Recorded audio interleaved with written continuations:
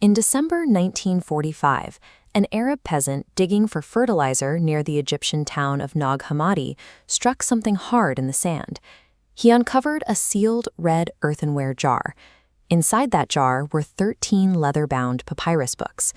These fragile pages contained dozens of early Christian writings, including lost Gospels that had been hidden for 1,600 years.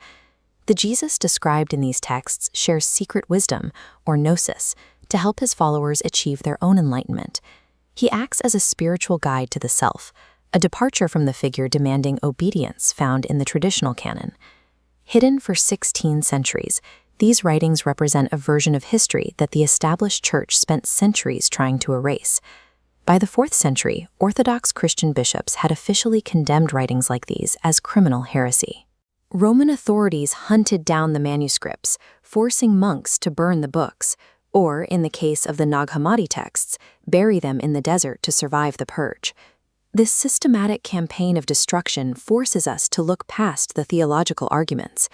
We have to ask why the early bishops were so alarmed by mystical poetry and alternative sayings of Jesus. The church targeted these ideas because they dismantled the political blueprint for institutional power. The conflict began with how these two factions viewed the resurrection. Orthodox Christianity insists that Jesus physically rose from the dead as a literal, bodily event. The Gnostic texts treat the resurrection as a psychological awakening or a transition into spiritual enlightenment. A physical resurrection has immense political utility.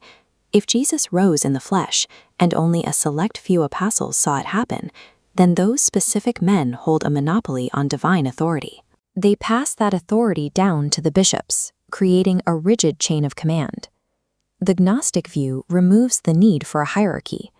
If resurrection is an internal spiritual awakening, anyone who looks inward and achieves enlightenment can experience the divine directly. The role of the priest as a middleman becomes unnecessary. Defining the resurrection as a literal historical fact provided the foundation for a strict top-down clerical hierarchy.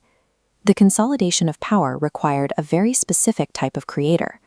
The Orthodox leadership established a singular, masculine god ruling from above. The texts found in the desert describe a divine dyad, a creator consisting of both male and female energy, a mother and a father.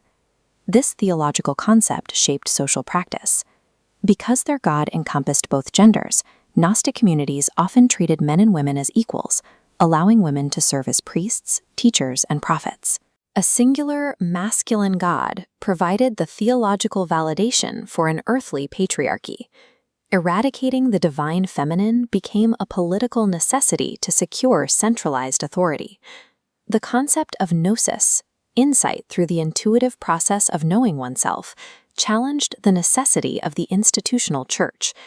The Gnostic texts suggest that if the divine is already inside you, the external structures of the church, the buildings, the rituals, the clergy, lose their primary function. To survive, the Orthodox leadership standardized the religion. Backed by the military might of the Roman Emperor Constantine, the bishops moved to enforce religious uniformity.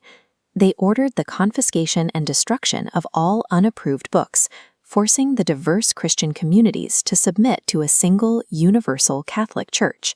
In practice, heresy defined any idea that threatened to decentralize institutional power.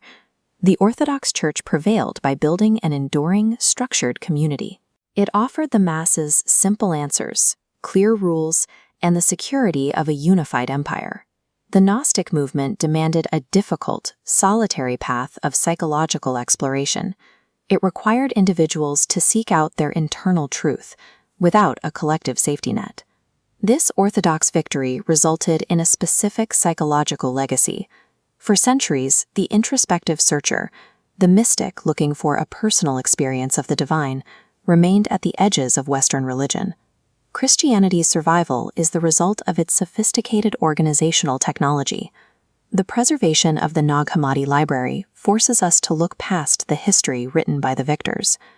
These fragile pages prove that early Christianity was diverse, and its current form was only one of many possibilities. These suppressed Gospels present a radical alternative.